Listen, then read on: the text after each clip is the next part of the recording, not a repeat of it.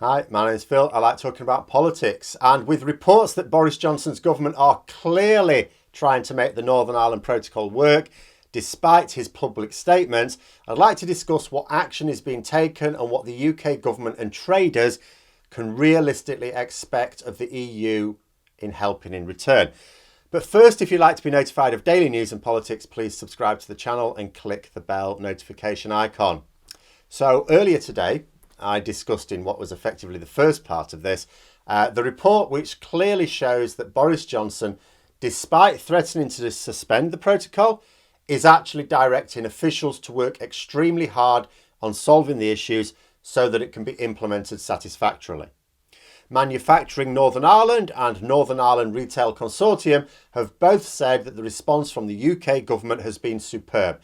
They've never seen engagement like it before, they said. Behind the scenes, the government is assembling the Northern Ireland Protocol for long-term use, whilst Boris Johnson misdirects opponents to it in the media. This is completely different to the situation before 2021. The government were keeping stakeholders at arm's length on all matters pertaining to Brexit, in both Britain and Northern Ireland.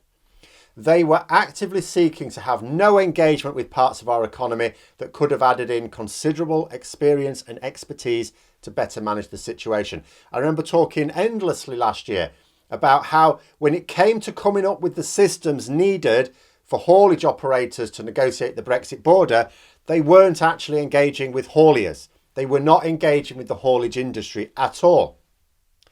You know, it was considered politically expedient to just pretend that there weren't going to be any problems with Brexit last year. Now that is no longer necessary, nor apparently desirable. It's not necessary because we've now entered the Brexit phase of our nation's journey.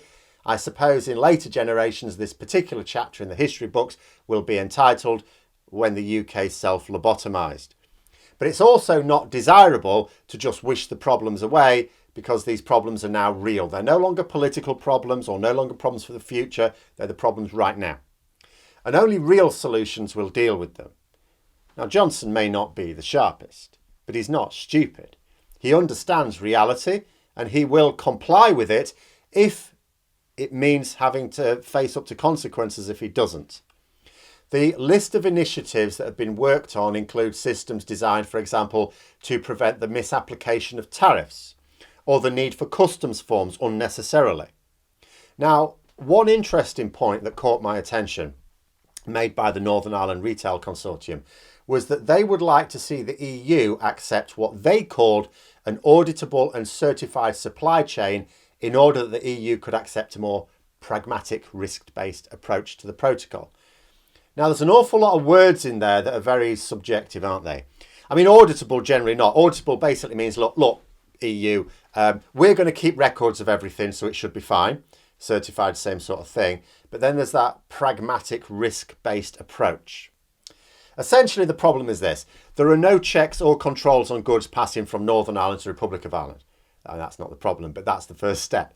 In itself, that is fine, and of course, essential to comply with the Good Friday Agreement. Because, you know, Northern Ireland remains almost in the EEA, sort of. For physical goods, at any rate, it can think of itself as still being in the single market. It's why Boris Johnson said that Northern Ireland would get the best of both worlds and how it was a cracking arrangement for them. To which many of the rest of us asked why, if it was so great for Northern Ireland, the rest of the UK should be deprived of that cracking deal. Why can't we have the same thing then, Boris, eh? But it was not to be, alas. But here's the thing. Goods cannot pass from Britain to the EU without checks and controls. That was the form of Brexit we wanted. So what's to stop goods passing from Britain to the EU via Northern Ireland? What is to stop you saying, oh, this stuff's going to Northern Ireland, but then it gets to Northern Ireland and you drive it down to Dublin? You know, this is why the protocol exists. You need checks. And this isn't an ideal situation for anyone. There's no one happy with this. For people trading goods that are never going to leave Northern Ireland, it can mean that you still have to fill in customs declarations. You might even be hit with tariffs. After all, how do you prove at that Irish sea border that, by the way, does Boris Johnson actually admit now exists? I mean, he has built it. But anyway, how do you prove at that border that those goods definitely won't be going to the EU? because there are no other checks after that point. Once you've got through that border, that's it. Nothing else. So there's a certain level of extra friction on goods that are just passing from one part of the UK to another when there shouldn't be. It's a little bit like passing through an airport in many ways and having certain checks done there. You know, if you're up to you're just visiting, you're just going on holiday or whatever, you're not going to be up to no good. Well, you don't need to be checked, but you also understand that you're going to be checked because they don't know you're not up to any good. But on the other hand, it's not ideal for the EU either because, well, there's always a risk that some goods could find their way passing into the Republic of Ireland from Britain. You know, when it was believed that they wouldn't. Both sides are taking a hit here. In asking the EU to take a more pragmatic, risk-based approach, what the consortium is asking is for them to accept a higher level of risk to their single market than they have already agreed to with the protocol as it stands. Now, there's two ways of looking at this. Does the EU have any moral obligation to raise that level of risk, and would it realistically happen? Now, in terms of the moral obligation, it's tricky. On the one hand, the single market has its rules. The Northern Ireland Protocol, as it stands right now, poses a risk to the integrity of those rules. However, the EU judged the risk to be low enough to be acceptable if the protocol were implemented as agreed. But they didn't have to agree to it at all.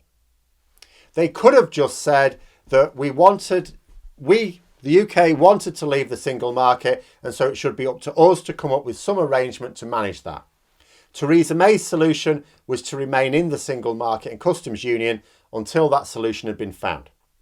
Brexiteers like Boris Johnson, Michael Gove and Nigel Farage said that we should remain in the single market permanently. Or at least that's what they said before the referendum. They soon changed their tune. So the EU could have stuck to that line. They could have said, look, you're the ones wanting to leave, you come up with the solution. They didn't. And in agreeing to the protocol, they were already bending their rules a little. And now we have left the customs union single market and seem to be struggling with the impact of that. The EU could still say that the obvious solution, therefore, is to join the EEA. If we don't like that, join the EEA. If we'll accept some friction in return for not being in the single market, then fine. We have that friction with the protocol that we agreed to. And if we then say, well, yeah, we're okay with some friction, but this is too much, then the EU could respond by suggesting we agree some level of customs union then. It wouldn't remove that friction, but it may diminish it. How much, of course, depends on the extent to which we're willing to align. Right now, that extent is hardly at all. So we've asked for this friction. From that point of view, the EU are under no moral obligation to move at all. They've already moved more than they had a moral obligation to move. They didn't have to move at all. And they've showed a great deal more good faith than we have ourselves. But Northern Ireland, of course, is a tricky political crucible. It may be possible that there are attempts to browbeat the EU into raising that risk further. It's like the child throwing a tantrum in the supermarket for that chocolate bar. It's a lot of effort to deal with a screaming child. It's not a lot of effort to just give them the chocolate bar. Of course, if you're a bit canny, you then realise that you risk the same tactics being used again and again and again, a never-ending future of this sort of behaviour. But not everyone sees the long-term impacts of putting a bit of effort into avoiding a major headache. The UK government would ideally like to raise the stakes so high that it just seems to be the pragmatic solution, as they will say. Given that they've already accepted some risk to their single market, you've already accepted the concept, the principle of having some risk to your market. I mean, this isn't really raising the risk by that much, is it really? Just raise it a little bit more and everything will be fine. Of course it won't. Will it work? Instinctively, I'd say no, because as with the tantrum wielding child, you've got to know that you're only going to store up problems for later, because they'll say, oh, just give us this thing and it'll all be fine. You give them that thing and then 6 months later, because it will never be fine. Boris Johnson will always be under pressure from those in his party and from some unionists in Northern Ireland, but the ones that most have any control over him are those in his party, to keep dropping the protocol. Whilst the protocol exists, while any trade friction exists, they will put pressure on to drop it. Every 6 months, he will have to keep threatening the protocol. You're just going to have this never-ending cycle. If the tantrum works once, it will work again. That being said, the EU is run by politicians, just like our own government, just like the government of Ireland and other member states. So you never know when politicians are involved. But what level of risk can the EU even accept without drawing criticism from their trading partners around the world? And do the UK government understand what they can actually get away with? Because the problem with trying to drive a hard bargain, the problem with trying to put your opponents under pressure so they'll give a little bit more than they'd like to, is that if you are of the belief that the other side has more to give than they really have, you can end up with nothing. Because you will always try and push them as far as you think you can get away with. You might have a little margin for error. But if you are deluding yourself that they can give more than they can, you end up with nothing. But those are my thoughts. Be interesting to see how this one plays out. Hope you found the video interesting. If you did, don't forget to click the like button. And if you'd like to support the channel further, please also click the Patreon link for details. And until next time, I'll see you later.